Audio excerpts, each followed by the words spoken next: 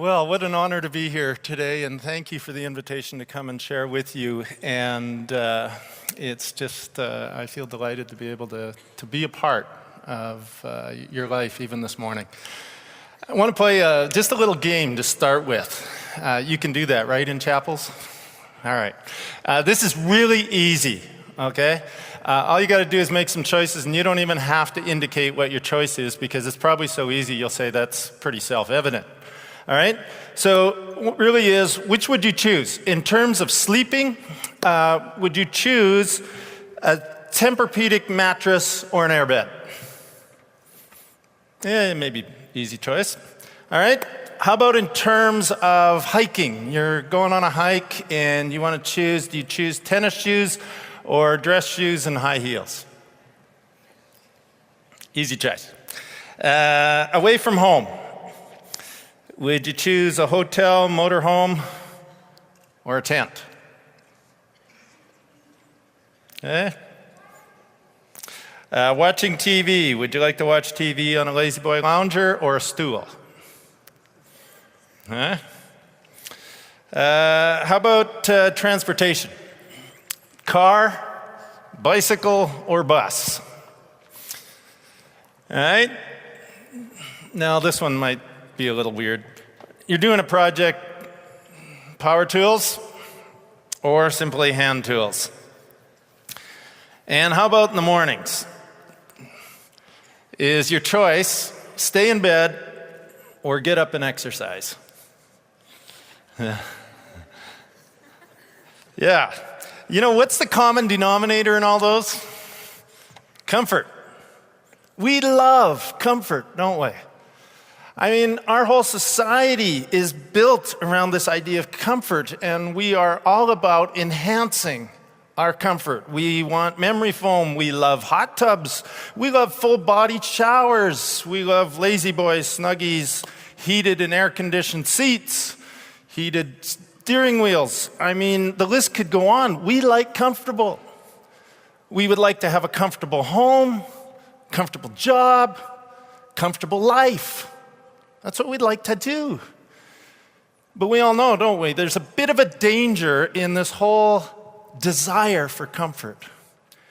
Physically, feeding our desire for comfort is basically killing us, isn't it? In North American society, what kills us most is not so much our needs, but our extravagance. Our desire for comfort is killing us softly. I mean, we have become, we sit too much, we eat too much, we imbibe too much, we exercise too little, right? That's kind of our North American culture. And the other significant danger about this whole thing about comfort is when it starts to infect our faith in our life with Christ. We have become Christians who've been living in this culture of comfort, and we bring it in. It comes with us. And so when we come into our buildings, we want comfortable buildings. We want padded chairs or pews. We would really like to have coffee in the service. And Pierre Burton wrote a book over 50 years ago. He called it The Comfortable Pew. And he was basically in an indictment against the church saying that we have got so caught up in our desire for comfort that we're no longer really addressing society. And really, when you look at it, if you want to be a part of the church, if you want to be a part of the Christian faith in North America, it doesn't really require you to leave too much comfort, does it? I was in Uganda a number of years ago, and I was training pastors, and I remember the first morning that I got into this room full of pastors. And I was asking this one guy, where he came from. And he had come from the northern part of Uganda. It was rebel territory. And he proceeded to tell me that it had taken him 3 to 4 days to get there. He had to actually travel a lot at night. He snuck through the bush, went through a lot of rivers and everything else, sneaking out of, trying to get past all of the rebel territory. It took him 4 days to get there. And he was so hungry to be there, and I was thinking, oh boy, God, don't fail me now. Sure hope I have something worthwhile to say to this guy, because I had no idea of the level of sacrifice that he had gone through to be there. So in the midst of our comfortable life and our comfortable society, and we bring that all into, say, chapel on a Thursday morning, we get confronted with Jesus' words. In Luke chapter 9, he says this: "If any one of you wants to be my follower, you must turn from your selfish ways, take up your cross daily, and follow me. If you try to hang on to your life, you will lose it. But if you give up your life for my sake, you will save it. And what do you benefit if you gain the whole world but are yourself lost or destroyed?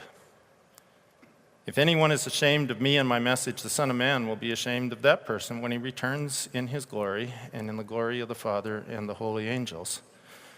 I tell you the truth, some standing here right now will not die before they see the kingdom of God." Jesus is saying, take up your cross daily. What does that mean? Well, you probably have a whole lot of professors that could go into that with a lot of depth, and really you could explore that. What does that mean? The basic thing it does mean is that it's not comfortable. It doesn't sound comfortable. In fact, there is a saying that says there are no comfort zones on a cross. You see, it really was an instrument of torture. It was an instrument of death. It was an instrument of humiliation. It was an instrument of powerlessness. And when Jesus spoke these words about taking up your cross in his culture, there would have been no mistaking the fact that Jesus was not talking about a comfortable life. It was one of taking up sacrifice. It was one of dying out to self, my ambitions, my desires, my life. So what does dying to self, what does this taking up the cross mean to us? I ran across an illustration that I often use in marriage. It goes over really well with the guys. You'll understand that in a moment. It says, "It's a wise groom who has to be dragged to the altar. He knows what love is. It's death. Never will you have your way again. Love is an exercise in frustration. You leave the window up when you want it down. You watch someone else's favorite TV program. You kiss when you have a headache. You turn the music down when you like it loud. You learn to be patient without sighing or sulking. Love's doing things for the other person, and the other person is not you." That's a little bit what it means to die to self, doesn't it? Hugh Halter and Matt Smay wrote a book a number of years ago called or it was Gathered and Scattered Church. Both of them had come out of rather a negative church experience, and they were kind of done with church. They moved to a different city down in Denver, and just through the living of their life, they ran into some seekers, some people that were searching after faith, searching after Christ. They got into some conversations, some spiritual conversations. These became more regular. Suddenly they started meeting regularly in their homes, and they gathered, and people were really hungry to learn about the Bible, so they started looking into the Bible, and this just developed. And finally, this one night, one of the girls that was regularly in this group said, "Are we a church?" And they both just froze, because they were kind of done with church. And they sort of tried to dance around it and said, no, we're not a church. We're just, gathering seekers, having spiritual conversations. And she persisted. She says, "So what is church?" And he said, "Well, church means commitment." He says, "Maybe I could explain it this way." He says, "We've kind of been on mission for you." He says, "We've given up our food for you. We give up our family time for you. We've given up our personal interests to accommodate your desire to meet and talk. He said, half the time we wish that in a sense you would stay away and so we could enjoy our private time. But then we hear and see you and we give another night up for you. And in many ways, he says, we've kind of died for you. And if you want to be a part of church, the church of Jesus Christ, you have to die too. You have to give your life away. And he thought that this group of seekers would kind of abandon the conversation about church would be done. And he just left it with them. He says, think about it for a week. If you really want to become a church, now you know what it means. And he thought that would be the end of it. They came back the next week. And they all said, we want in. We want in. We want to be a part of that church rather than the self-indulgent lifestyle that maybe we've been a part of. We want to do it. We want to do what you are doing, and we want to give ourselves away.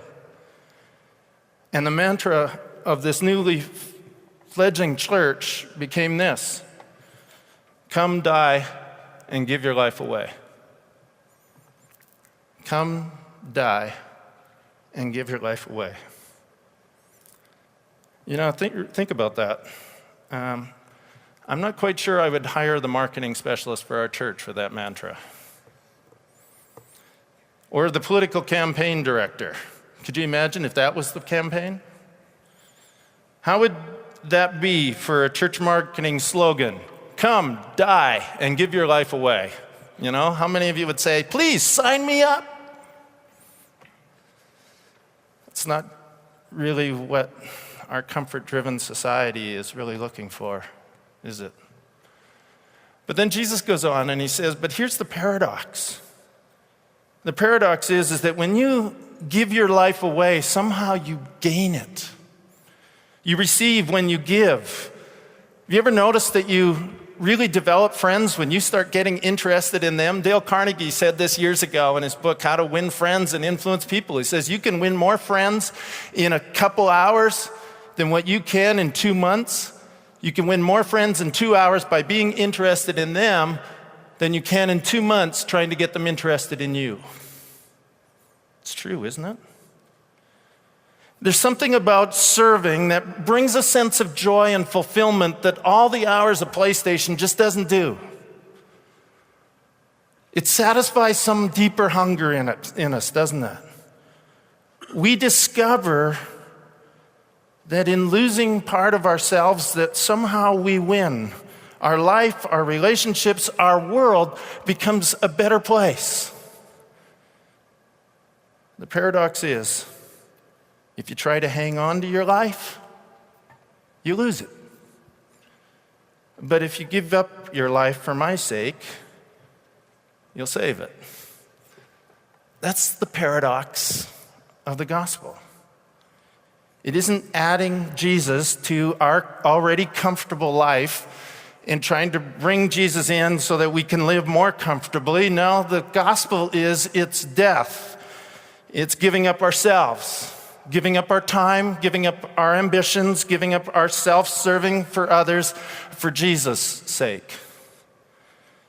It's fundamental. Reordering our lives to dying and becoming born anew, where no longer me is at center, but Jesus is at the center. That's what the cross means. So what does it call us to? What does it demand of us? Well, I think we could look at it in a number of different ways, and we'll see how many of them we can get to. But one of them is, I think it talks about the position that the cross needs to have within our lives. The position. Where is it?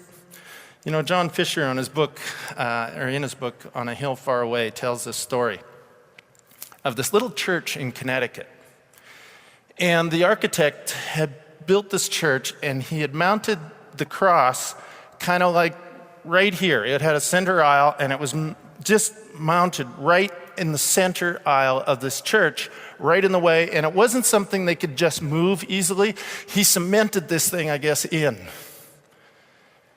And it was really kind of an awkward thing. Like people, when the preacher was talking, he had to kind of preach through the cross, and people had to kind of see him through the cross. You can imagine what it was like for weddings. People didn't know exactly where to stand. Did they stand, in a sense, before the cross, or do they be hidden behind the cross? Funerals, where do you place the casket in the midst of this cross that's right in the middle aisle? And there was a statement that was being made by this architect when he placed the cross where he did. You see, when it comes to crosses, most of us do, and our church is the same as here, we like to put them on the back wall. We kind of adorn them with it. They become a bit of a decoration. They're in the background. They're safe and secure kind of symbols and artistic symbols, but they're not in the way. But that wasn't the case in Greenwich, Connecticut. There it stood, front and center, in the way of virtually everything. And there's something powerful to that picture, isn't there? Because when you think about it, the cross always gets in the way of our self-comfortable seeking life. It always is in the way. I know that a lot of times we would affirm the mission of the church is to point people and bring people to the foot of the cross. We would like to affirm that the cross is central to our faith, in our teaching, and our lives. We would all agree that we would feel uncomfortable hearing that the cross is being relegated to just a backdrop, a relatively insignificant part of our worship. It's central, we affirm. And we would desire that when people go away from a time, a gathering in worship, that they would go away thinking about Jesus and thinking about the cross and not thinking about us. But maybe it would do us well in our self-centered, narcissistic culture to be graphically reminded that what is at the center of our worship is not us, but Jesus. That worship is not about what I get. It's not about how it makes me feel, what I like. It's about lifting up and centering on Jesus. Maybe it would be good to have the cross placed central among us like that, to remind us that when we gather from all across our churches and from all across different denominations, that we stand collected around the one thing that does hold us in common, and that is the cross of Jesus Christ, regardless of our race, our socioeconomic condition, our gender, and all of our other differences, that here we all stand in the same place, at the foot of the cross. Maybe it would be good to be reminded when we go to serve of who we serve and what it means to serve. That it's not about me feeling good, but it's about realizing that that is who we are. We're servants of Jesus Christ. You see, the question is, where have we placed the cross in our own lives, in our hearts? Is it central to our lives? Is it central to our churches? Is it central in our minds and in our hearts? Our comfort-driven hearts always want to move it to the side. They always want to move it to the background. They always want to make it an artistic thing, anywhere but central, because it makes us uncomfortable. Maybe the second question that the cross has for us is on its demand. How have we responded to the cross's demands? Perhaps you remember the story of the rich young ruler. He came to Jesus. He was, in a sense, seeking a comfortable life, wasn't he? Like, I've done all these 10 commandments, Jesus, and I've been doing that, but I still feel this ache in my heart. What more can I do so that I don't feel this ache in my heart, so that I can have this comfortable feeling? What can I do? What does Jesus say to him? He says, go, sell, give to the poor. And it says that he balked at that. It was too much. He went away sad because he had great wealth. He wanted to follow Jesus, but he didn't want to follow him at that price because it was too uncomfortable. You see, we would like to pad it a bit here, wouldn't we? We'd like to pad the cross a little bit. Can we negotiate a little bit, Jesus? You see, a comfort-driven heart demands that it be padded. It needs to fit my schedule.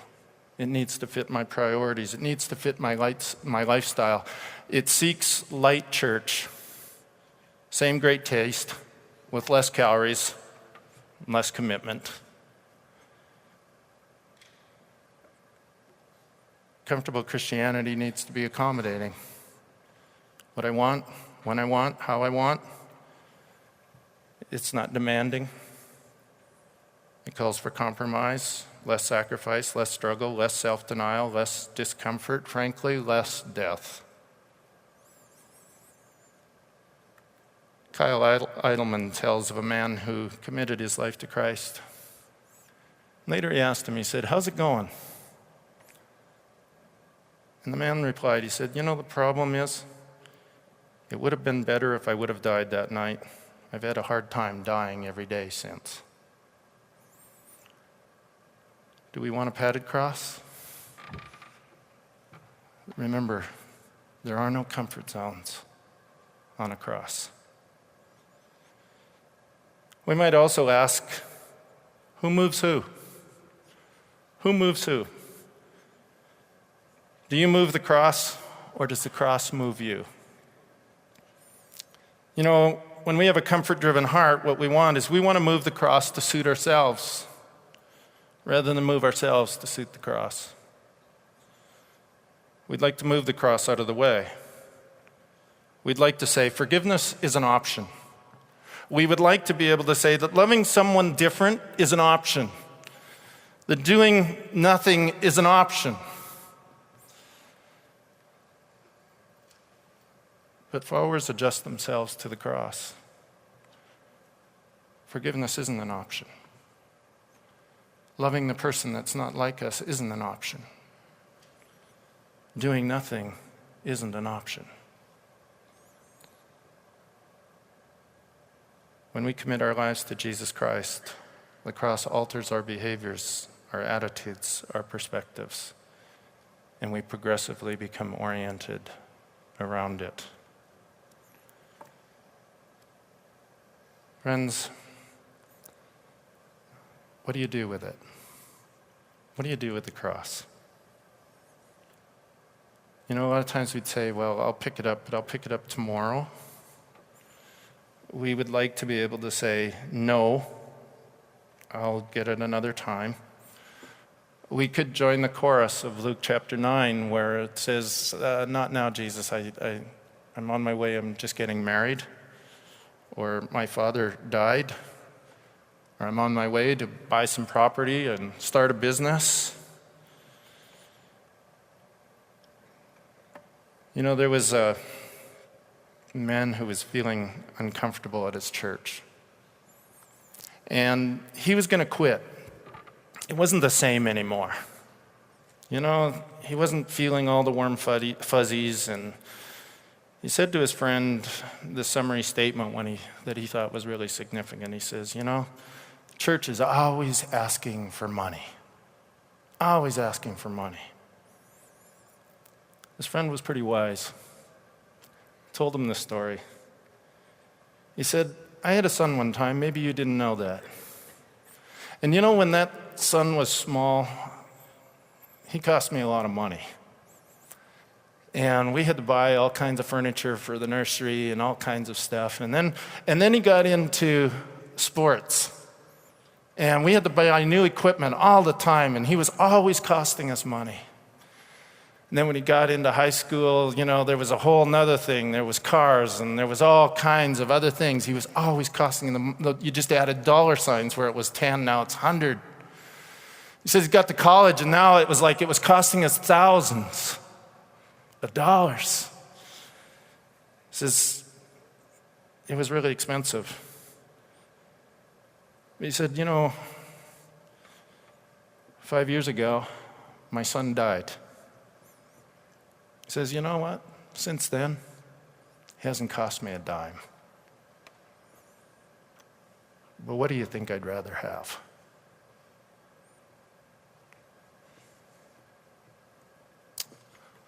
You know, as long as the church is alive, it's going to cost you. The only time it will not cost you is when the church is dead. As long as it's alive, you're going to be confronted with sacrificial choices. There will always be needs. There will always be things in our world that need to be changed. And you will be called to give up your time. You'll be called to give up your money, to give up your energy, to essentially give up your life. The only time it won't cost you anything is when it's dead. And what would you rather have?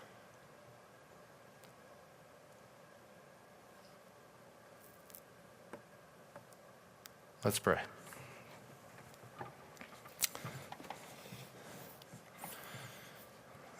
Lord, we hear your words.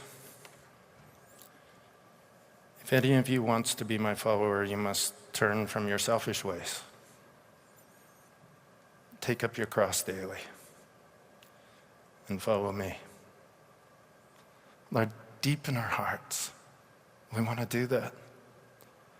We want to follow you.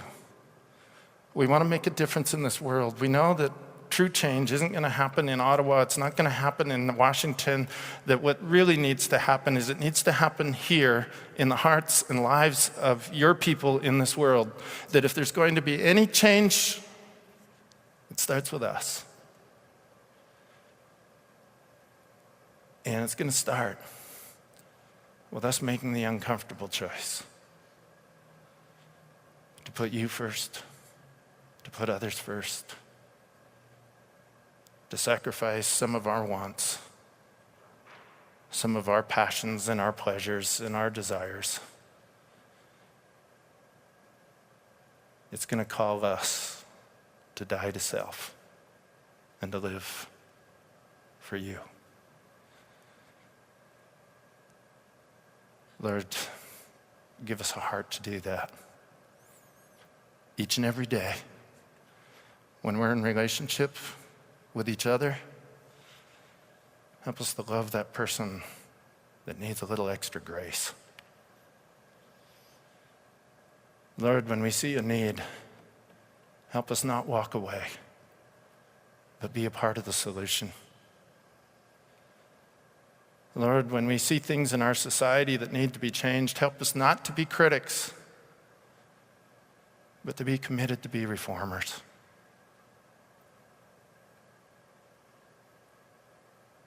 May the cross and what you've called us to be central in our hearts. We love you, Jesus. We want to follow you. We want to be your disciples. Amen.